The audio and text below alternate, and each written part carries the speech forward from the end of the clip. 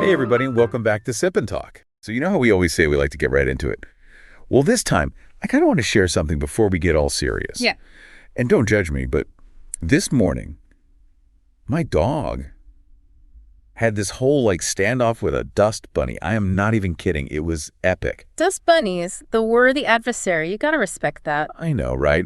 Anyway, enough about my dog's strange habits. We've got something a little more thought-provoking lined up for you today. Something that's been kind of bugging me, and I bet it's on your mind too. This whole idea of kids are innocent and how that plays out when, the grown-up world gets all messy. Yeah, and I think the situation with Yaya, or as her name's written in Chinese, really brings that into focus, right? The story from Taiwan, it kind of pulls on all these different threads. It's got these really touchy political bits. And then there's this thing that some people are calling hate education. Heavy stuff. So for anyone tuning in who might not know the whole deal, Ya is a Chinese woman who's married and living in Taiwan.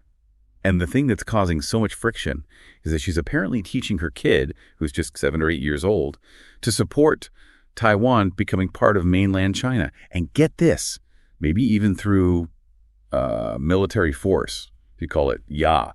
I mean, whoa. Yeah, and just to give you some context, so that viewpoint is not exactly popular in Taiwan, at all. Mm-hmm. What we've been seeing, something like 90% of people there want things to stay the way they are. Very few actually want this whole unification thing, especially not right away. So Aya is definitely an outlier. Yeah, and sadly that difference in opinion is spilling over onto her kid. It sounds like the poor kid is getting bullied at school. There are even reports that they're being called, get this, basically China dog. Man, as a parent, that just makes me sick to my stomach. Yeah, it's rough. And Ai's response, from what we've heard, isn't exactly helping things. She basically said something like, Taiwanese kids deserve to be scolded, which means, it's right to scold the right person. Whoa. Strong words. Oh. Look, I'm always against bullying no matter what, but I can also sort of see how some folks in Taiwan might be reacting this way. It's like this deep, primal thing when you feel like your way of life is being threatened. Right. It's like a knee-jerk reaction. Imagine, right after Pearl Harbor, you've got a Japanese kid in an American school saying they think another attack is a good idea. You know the reaction wouldn't be pretty, even if it's not okay to bully a kid. And Taiwan, they live with this constant, very real fear that mainland China might invade. They're worried about losing their freedom, their whole way of life. That's a really powerful way to put it. So this kid was already in a vulnerable spot, and then you throw all this tension on top of it. Man. Absolutely. So this brings up a really big question that kept coming up in those YouTube discussions we checked out. If a Ya's kid is facing all this hostility, why not just go back to mainland China? I mean, wouldn't you want to protect your kid if they were going through something like this? Right. It just seems like the natural thing to do.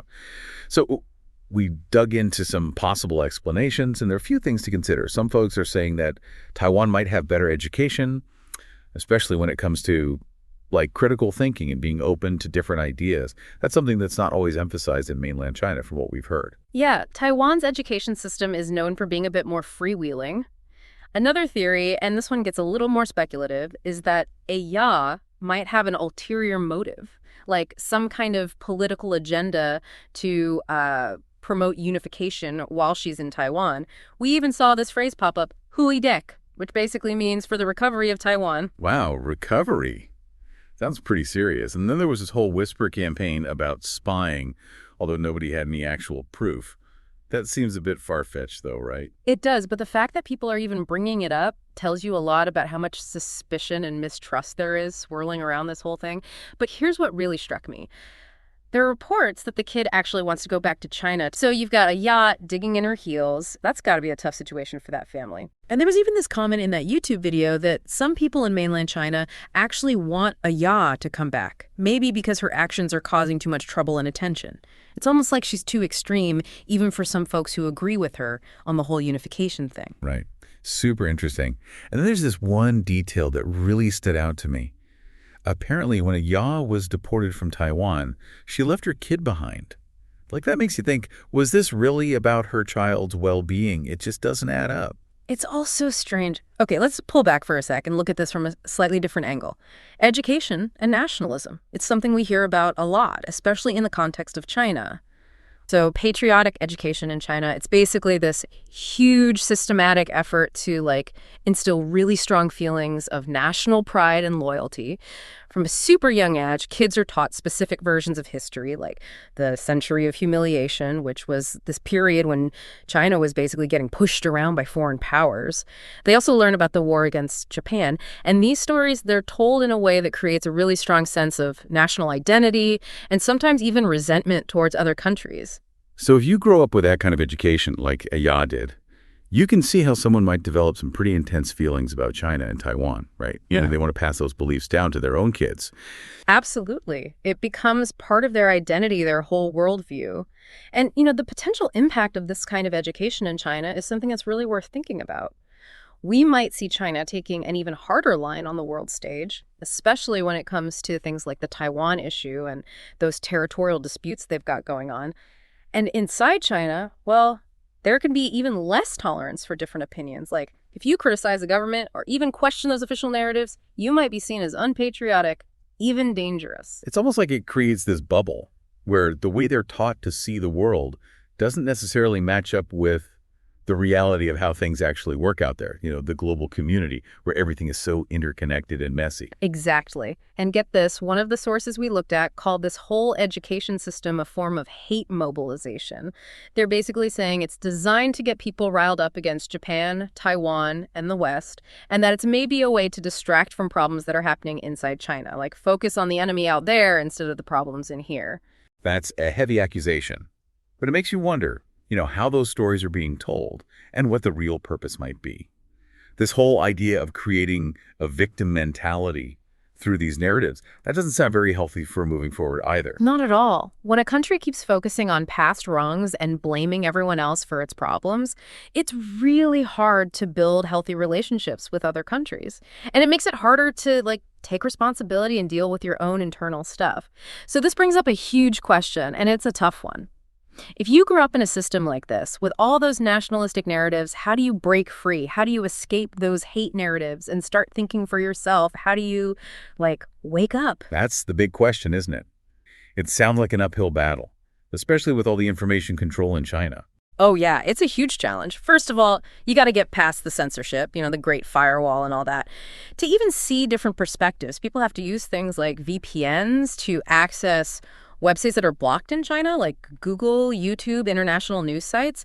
And even then, it's not enough to just see it. You got to actively check things out, compare different sources, even dig into historical documents from different points of view, seeking out dissenting voices, people who disagree with the official line. That's super important too, even though it can be risky. Sounds like it takes a lot of effort.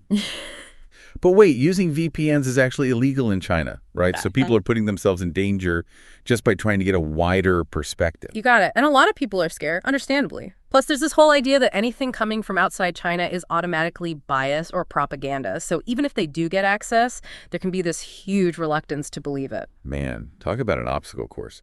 So what else is involved in this whole awakening process? Okay, so one big thing is developing critical thinking skills. This means learning to question what you're told, looking at issues from multiple angles, and figuring out why certain stories are being pushed. Like, instead of just accepting that the U.S. wants to contain China, someone needs to ask, what's the evidence? Why would they want to do that? Are there other ways to look at this? What are China's own actions that might be contributing to this whole thing? Yeah, it's about going deeper and not just taking things at face value. But in a system like that, I could imagine questioning authority is not exactly encouraged. You're right. There's a lot of social pressure to just go along with the program. People who speak out risk being labeled unpatriotic or even facing legal consequences. Another key thing is understanding how nationalism is used to shape people's opinions. Recognizing when governments might be using an external enemy to distract from internal issues. It also means not falling into that victim mentality trap and remembering that there's a difference between a government and the people it governs. Oh, for sure. It's so easy to fall into that us versus them mentality. Okay.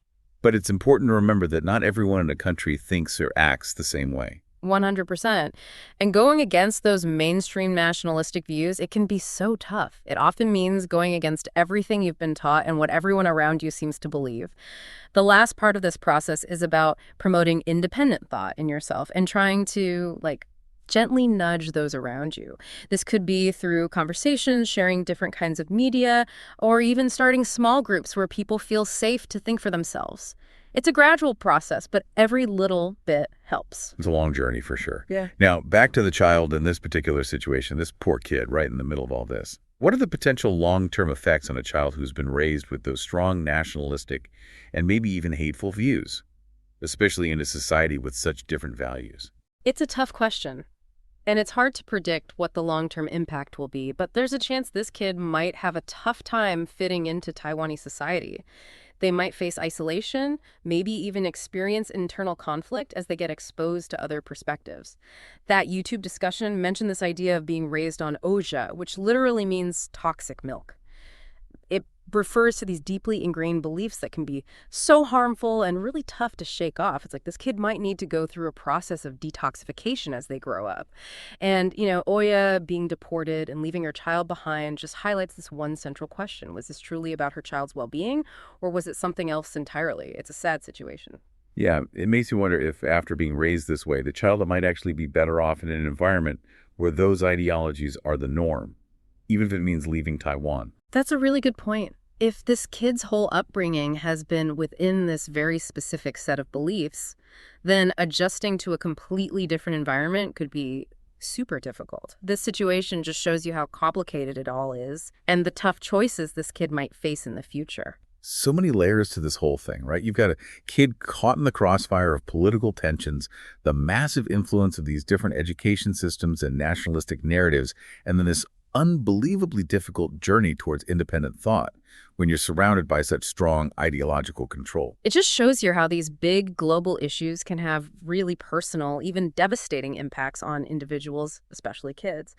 So we got to ask ourselves, what responsibility do societies have to protect children from being indoctrinated with hate or extreme beliefs, even if those beliefs are coming from their own parents? And how can individuals develop their own understanding of these complex historical and political issues when they've mainly been exposed to heavily biased information? There are no easy answers here, but they're questions we can't ignore. Yeah, a lot to think about. Now, on a slightly lighter note, after all that heavy stuff, anyone else feeling like they need a mental break? I know I am. You know who you should check out? Our friend Mippy over on YouTube. Mickey to life. He's got these great travel vlogs, does these hilarious whiskey and alcohol unboxings. He even makes his own music. Total change of pace, but a great way to unwind after a deep dive like this. For sure. Mickey's channel is pure fun. But thanks for joining us today for this exploration. It's important to grapple with these tough topics, even when they're uncomfortable. Until next time.